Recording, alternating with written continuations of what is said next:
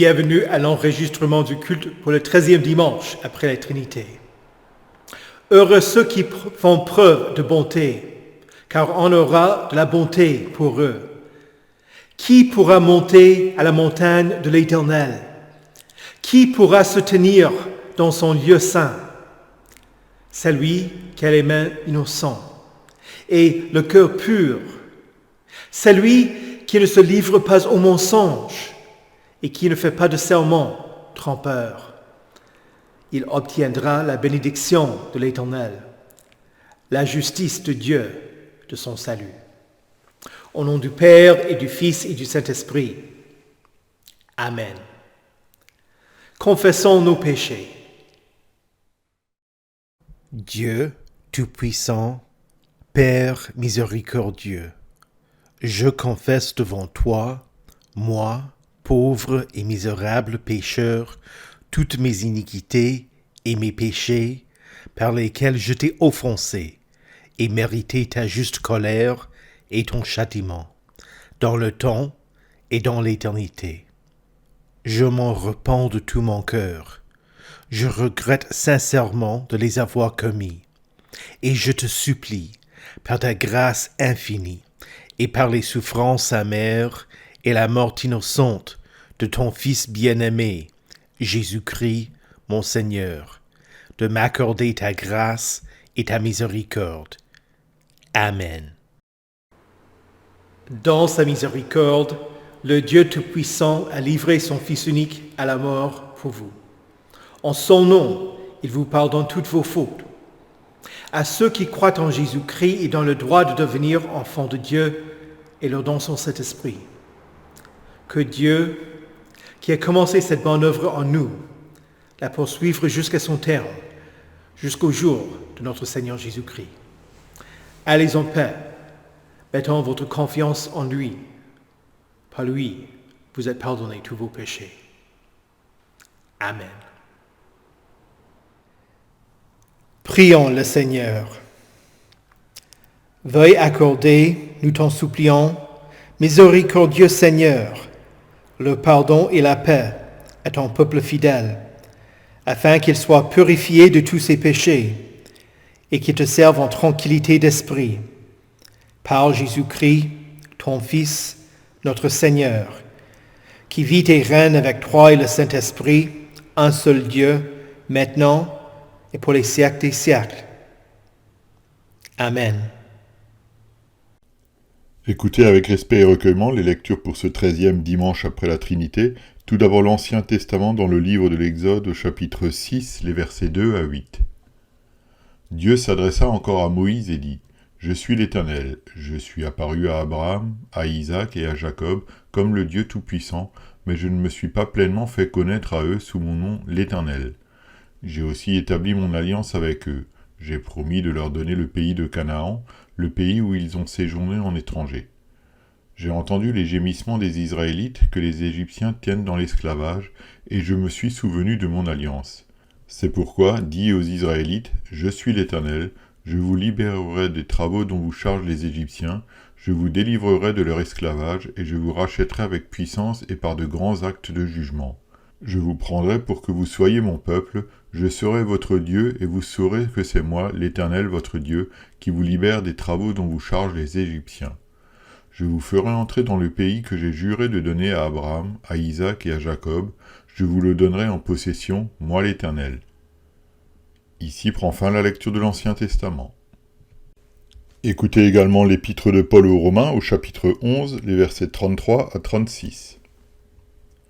Quelle profondeur ont la richesse, la sagesse et la connaissance de Dieu, que ses jugements sont insondables et ses voies impénétrables. En effet, qui a connu la pensée du Seigneur ou qui a été son conseiller? Qui lui a donné le premier pour être payé en retour? C'est de lui, par lui et pour lui que sont toutes choses. À lui la gloire dans tous les siècles. Amen. Ici prend fin la lecture de l'épître. Écoutez enfin l'évangile de Matthieu au chapitre 16, les versets 13 à 20. Jésus arriva dans le territoire de Césarée de Philippe. Il demanda à ses disciples : « Qui suis-je d'après les hommes, moi le Fils de l'homme ?» Ils répondirent : « Les uns disent que tu es Jean-Baptiste, les autres Élie, les autres Jérémie ou l'un des prophètes. Et d'après vous, qui suis-je leur dit-il. Simon-Pierre répondit, tu es le Messie, le Fils du Dieu vivant. Jésus reprit la parole et lui dit, tu es heureux, Simon, fils de Jonas, car ce n'est pas une pensée humaine qui t'a révélé cela, mais c'est mon Père céleste. Et moi, je te dis que tu es Pierre, et que sur ce rocher je construirai mon église, et les portes du séjour des morts ne l'emporteront pas sur elle. Je te donnerai les clés du royaume des cieux. Ce que tu lieras sur la terre aura été lié au ciel, et ce que tu délieras sur la terre aura été délié au ciel. Alors il ordonna aux disciples de ne dire à personne qu'il était le Messie. Ici prend fin la lecture de l'Évangile. Heureux ceux qui écoutent la parole de Dieu et qui la gardent. Confessons notre foi. Je crois en Dieu, le Père Tout-Puissant, Créateur du ciel et de la terre. Je crois en Jésus-Christ, son Fils unique, notre Seigneur, qui a été conçu du Saint-Esprit et qui est né de la Vierge Marie. Il a souffert sous Ponce Pilate, il a été crucifié, il est mort, il a été enseveli, il est descendu aux enfers. Le troisième jour, il est ressuscité des morts, il est monté au ciel, il siège à la droite de Dieu, le Père Tout-Puissant, et il viendra de là pour juger les vivants et les morts. Je crois au Saint-Esprit, la Sainte Église universelle, la communion des saints, la rémission des péchés, la résurrection de la chair et la vie éternelle. Amen.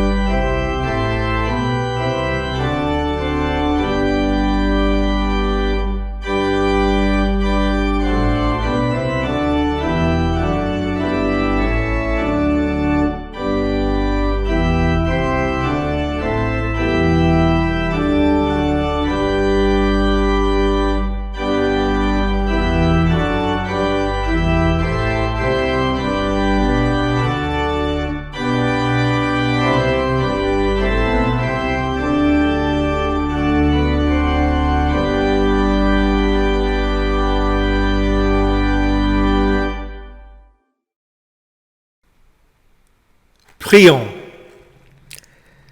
Seigneur Jésus, tu es la pierre angulaire sur laquelle est construite ton Église, qu'elle utilise les clés du royaume selon ta volonté, en pardonnant à ceux qui se repentent et en liant les péchés de ceux qui refusent de se repentir. Amen. Chers frères et sœurs en Christ, bien-aimés du Seigneur, que la grâce et la paix vous soient données de la part de Dieu notre Père et du Seigneur Jésus-Christ. Amen.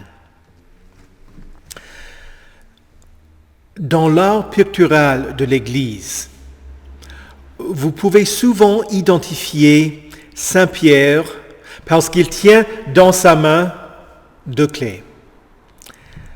Dans la lecture de l'Évangile, Pierre a confessé « Tu es le Messie, le Fils du Dieu vivant ». Après quoi Jésus répond « Je te dis que tu es Pierre, et que sur ce rocher, je construirai mon Église, et les portes du séjour des morts ne l'emporteront pas sur elle. Je te donnerai les clés du royaume des cieux. Ce que tu lieras sur la terre aura été lié au ciel, et ce que tu délieras sur la terre aura été délié au ciel. » L'Église catholique romaine cite ce verset pour affirmer que Pierre lui-même est le rocher sur lequel Jésus allait construire son Église, et que, sur ce fondement, il a inauguré la papauté et a installé Pierre comme étant le premier pape. C'est ainsi que l'Église catholique romaine prétend que le pape possède une autorité particulière selon laquelle il peut pardonner aux pécheurs sur terre et qu'il a le pouvoir d'accorder aux prêtres l'autorité d'absoudre. C'est vrai que Jésus parlait à Pierre dans cette citation. Et Pierre jouait un rôle important parmi les disciples. Mais il ne s'ensuit pas que Jésus installait Pierre comme étant le premier pape à ce moment-là, et que lui seul avait l'autorité de pardonner aux pécheurs. La question est la suivante. Quel est le rocher sur lequel Jésus construira son Église? Si l'Église catholique pense que c'est Pierre et l'institution de la papauté, d'autres églises comprennent que le fondement sur lequel l'Église est construite est la confession que Jésus est le Christ. Jésus est la pierre angulaire que ceux qui construisaient ont rejetée. Psaume 118, verset 2, Matthieu 21, 42, etc. Pierre en dit autant devant les religieux juifs dans les Actes des Apôtres, au chapitre 4, verset 11. Et dans sa première épître, il cite le prophète Ésaïe. « Je mets dans Sion une pierre angulaire choisie, précieuse. Celui qui croit en elle n'aura jamais honte. » Alors, ce n'est ni Pierre, ni la papauté qui reçoivent les clés du royaume. C'est l'Église qui les reçoit.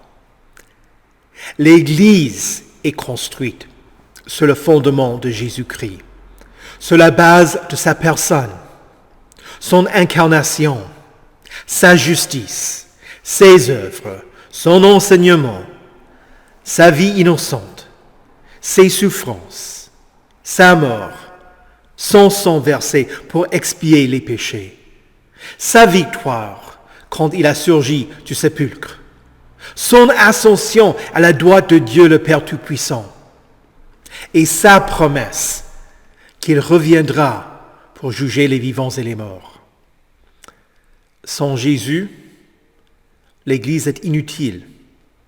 Une assemblée de personnes qui pensent la même chose. Avec Jésus, l'Église est vivante, vivifiant ceux qui écoutent la parole de Dieu et qui y croient. Donnons la vie dans les eaux du Saint-Baptême. Gardons la nouvelle alliance avec son peuple à travers le corps et le sang de Christ dans la Sainte Seine. Dirigeons les fidèles vers la promesse du festin de Dieu à venir, dans son royaume qui n'aura pas de fin. Qui reçoit les clés pour pardonner et pour retenir les péchés? L'Église. 2 chapitres plus tard, dans l'Évangile selon Matthieu, Jésus parle à tous les disciples en disant « Je vous le dis en vérité, tout ce que vous lierez sur la terre aura été lié au ciel, et tout ce que vous délierez sur la terre aura été délié au ciel. »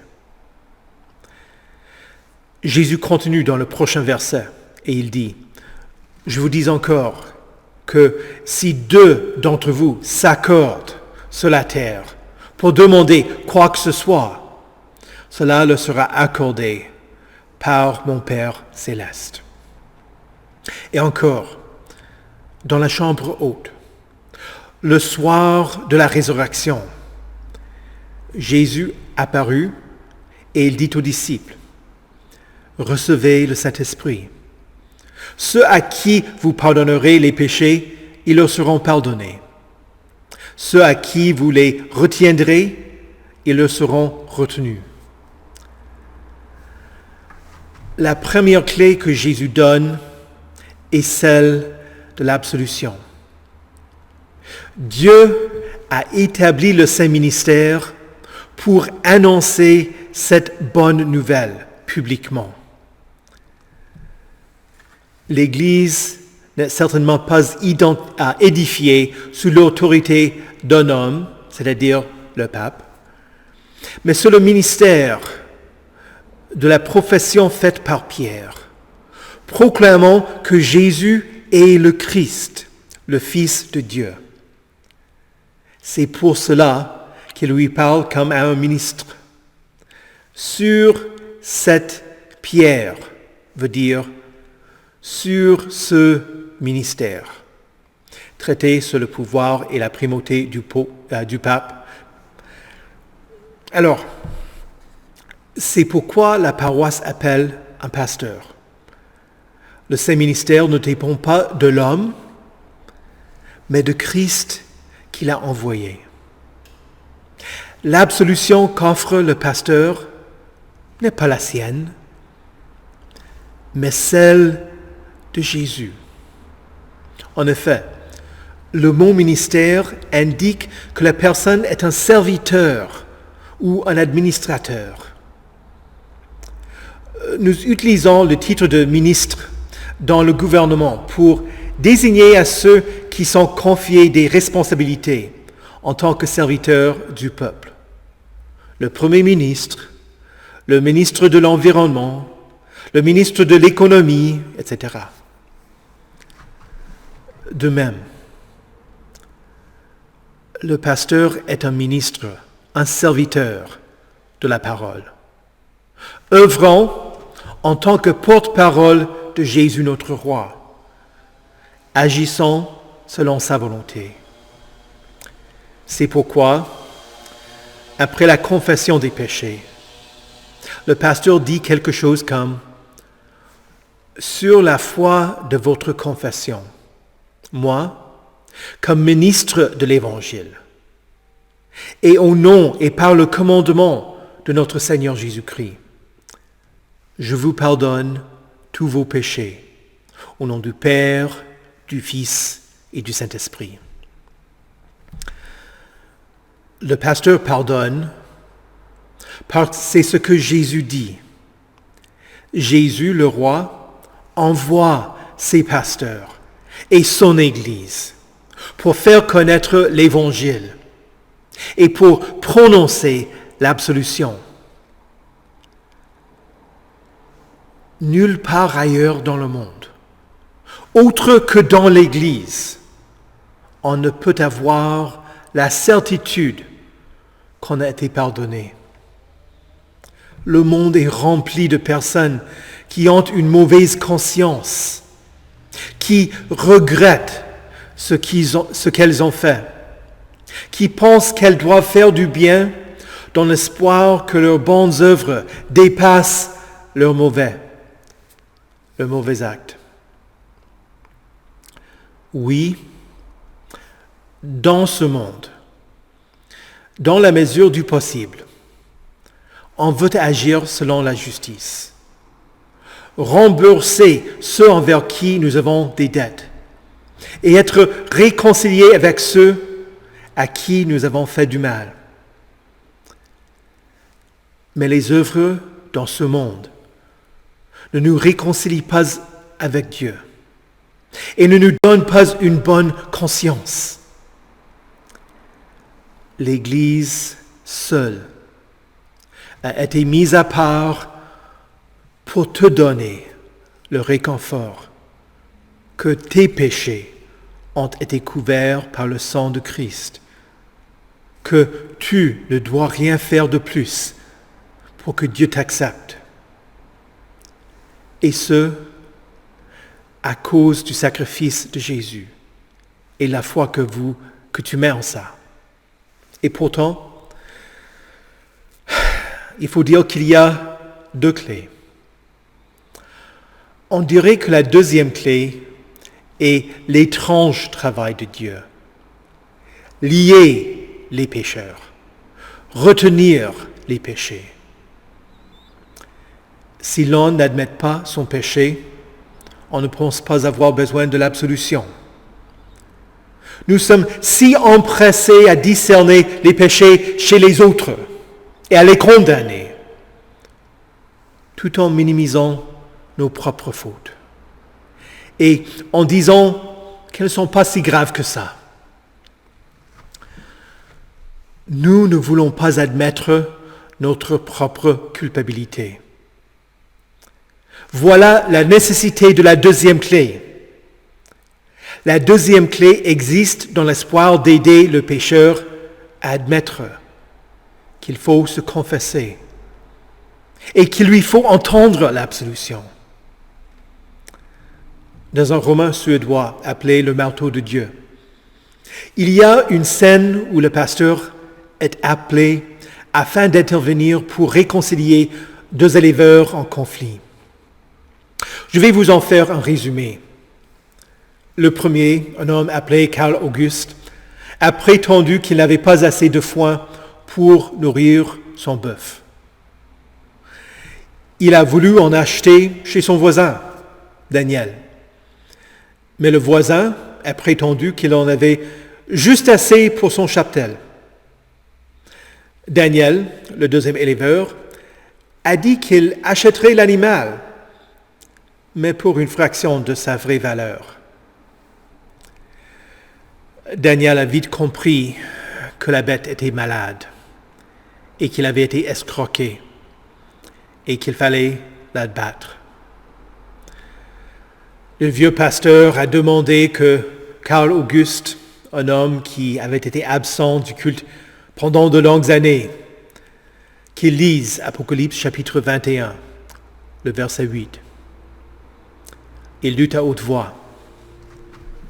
Quant aux lâches, aux incrédules, aux pécheurs, aux abominables, aux meurtriers, à ceux qui vivent dans l'immoralité sexuelle, aux sorciers, aux idolâtres et à tous les menteurs, leur part sera dans les temps ardents de feu et de soufre. C'est là la seconde mort. C'est la seconde mort. Puis le pasteur l'interrogea. Savais-tu que la vache était malade quand tu l'as vendue à Daniel? Karl August chuchota. Oui. Dieu merci, s'exclama le pasteur. Il y a de l'espoir pour ton âme. Que faut-il que tu fasses? Demandez que Dieu me pardonne, répondit l'homme. Bien. Et puis, rembourser l'argent. Magnifique. Et la suite? La dernière exigence était trop pour qu'il la verbalise. Alors le pasteur dit, je vais t'aider. Il faut que tu demandes pardon à Daniel. T'es prêt à ça? Oui, balbutia l'homme. Que Dieu te bénisse, Carl Auguste. Maintenant, les anges de Dieu se réjouissent, car un petit frère perdu est rentré. Va chez toi et cherche l'argent pendant que je parle à Daniel. Ensuite, Daniel entra, les lèvres pincées, suggérant le doute. « Tu as été escroqué, Daniel, » lui dit le pasteur. « Maintenant, c'est le moment pour régler cette affaire. » Daniel avait l'air surpris. « Carl Auguste te remboursera. Il cherche l'argent. » Son visage s'éclaira. Il t'offrira sa main comme signe qu'il demande pardon. Prendras-tu sa main et l'argent et oublieras-tu cette affaire? Avec joie, répondit Daniel. Le pasteur continua. Mais il y a un autre problème. Tu vois, Dieu t'a envoyé un frère qui a demandé que tu lui vendes du foin, mais le diable t'a chuchoté. S'il n'a pas de foin, il lui faudra vendre le bœuf, et tu l'auras pour un prix dérisoire. Alors Daniel, as-tu été trompé par le diable? Oui, pasteur. Dieu merci pour cette parole. Daniel, tu as été mis à l'épreuve. As-tu aidé ton prochain? Ne vaudrait-il pas mieux qu'on puisse l'aider? Qu'en penses-tu, pasteur? Le voici. Carl Auguste est pauvre. Il a souffert en étant obligé d'abattre sa meilleure vache. Que vaut la viande? 15 €. Et quel est le prix pour une vache? 55 ou 60. Je suggère que tu lui payes 15 € pour la moitié de la viande que ta femme est en train de traiter pour la préserver. Il pourra vendre l'autre moitié de la viande et lui manquera 20 ou 30 €. Maintenant, faisons une collecte. Je contribuerai 5 €. Et toi? 10, dit Daniel. Quand Carl Auguste entra, le pasteur parla pour eux. L'argent fut remboursé et au bout de quelques minutes, la collecte était suffisante pour que Carl Auguste puisse acheter une vache. L'homme, en recevant l'argent, s'exclama: « Vous êtes le corps de Christ et membres les uns des autres. » Voilà l'Église de Christ. Le pasteur a absous les pénitents au nom de Jésus et les chrétiens se sont pardonnés les uns les autres. Chers saints, l'Église luthérienne a retenu la confession de péché. Et pas seulement la confession générale, mais aussi la confession privée, afin que les gens entendent l'absolution. Pour ceux qui ne se repentent pas, il faut la deuxième clé pour retenir le péché. Mais Jésus est venu pour pardonner. L'absolution nous fait participer de la victoire de la croix et du sépulcre vide. L'absolution proclame la victoire de Jésus sur nos ennemis. L'absolution met dans nos oreilles et dans le cœur du pénitent la certitude de l'amour de Christ pour les pécheurs. Et l'absolution n'est pas limitée à la confession des péchés au début du culte, mais vous devez l'entendre dans le sermon. Vous êtes pardonnés. Et dans la liturgie et à la table du Seigneur, tu devrais être prête à admettre tes fautes et à demander le pardon de ceux que tu as offensés. Et Jésus t'enseigne à prier. Pardonne-nous nos offenses, comme nous pardonnons aussi à ceux qui nous ont offensés. Ce que tu as reçu de Jésus, donne-le aux autres. Tu es membre de l'Église et donc tu tiens les clés du royaume. Retiens les péchés de ceux qui n'admettent pas leurs fautes, mais absous ceux qui demandent pardon. Nous avons ce pardon, car Jésus est le Christ, le Fils de Dieu. Au nom de Jésus, Amen. Que la paix de Dieu, qui surpasse toute intelligence, garde vos cœurs et vos esprits en Jésus-Christ pour la vie éternelle. Amen. Prions. Ô Éternel, toi qui es apparu à Abraham, à Isaac et à Jacob comme le Dieu Tout-Puissant, tu ne t'es pas fait connaître à eux sous ton nom. Nous te rendons grâce et te louons de ce que tu t'es fait connaître à nous à travers Jésus, car son nom veut dire l'Éternel sauve. À cause de son salut, il est élevé à la plus haute place et a le nom au-dessous de tout nom, afin qu'à son nom, chacun plie le genou dans le ciel, sur la terre et sous la terre. Que toute langue reconnaisse que Jésus-Christ est le Seigneur, à la gloire de Dieu le Père.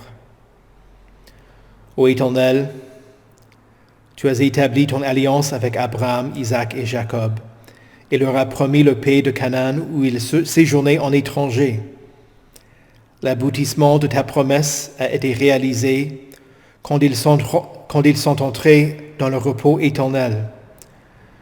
Lors de notre pèlerinage sur terre, que nous vivions comme des résidents temporaires, ayant la certitude que notre droit de cité est dans le ciel, et que nous sommes concitoyens des saints et membres de la famille de Dieu, ayant été édifiés sur le fondement des apôtres et prophètes, Jésus-Christ lui-même étant la pierre angulaire. Ô Éternel, tu as créé l'Église sur le fondement de Jésus-Christ. Que ses membres apprennent à confesser leurs péchés et à demander pardon, mais aussi à prononcer l'absolution sur ceux qui ont offensé des frères, afin que tu construises ton Église dans nos cœurs et dans nos âmes, que d'autres viennent à la foi en Jésus et en la certitude que les portes du séjour des morts ne l'emporteront pas sur ton Église, car Jésus est le Christ, le Fils de Dieu. Ô Éternel, tu as entendu les gémissements des Israélites pendant leur esclavage, et tu t'es souvenu de ton alliance. Écoute les prières de ton peuple à travers le monde, à cause de ton alliance faite avec eux. Viens en aide aux chrétiens souffrants, malades, désespérés, isolés, mourants, persécutés, emprisonnés, épuisés et endeuillés. Aie pitié des gens qui ne te connaissent pas encore, afin qu'ils trouvent un soulagement auprès de toi. Ô Éternel, tu as libéré ton peuple de leur esclavage en Égypte. Aie pitié des personnes qui endurent l'esclavage aujourd'hui, en particulier les enfants qu'on oblige à travailler comme des esclaves, des jeunes que l'on marie sans leur consentement, des personnes que l'on vend pour être des esclaves sexuels et toute autre forme d'esclavage à travers le monde. Prends pitié d'eux et aide-les à entendre l'Évangile que tu es venu afin que nous soyons libérés, non pas d'une servitude sur terre, mais que tu nous libères de l'esclavage au péché, à la mort et au diable. Puisque c'est pour la liberté que Christ nous a affranchis, que tes fidèles tiennent ferme dans cette liberté et ne se placent pas de nouveau sous le joug de la servitude. Ô Éternel, quelle profondeur ont la richesse, la sagesse et la connaissance de toi. Tes jugements sont insondables et tes voies impénétrables. C'est de toi, par toi et pour toi que sont toutes choses. À toi soit la gloire dans tous les siècles. Amen. Seigneur Jésus, conduis-nous à ton royaume et enseigne-nous à prier. Notre Père, qui es aux cieux, que ton nom soit sanctifié, que ton règne vienne, que ta volonté soit faite sur la terre comme au ciel. Donne-nous aujourd'hui notre pain de ce jour. Pardonne-nous nos offenses, comme nous pardonnons aussi à ceux qui nous ont offensés. Et ne nous laisse pas entrer en tentation, mais délivre-nous du mal.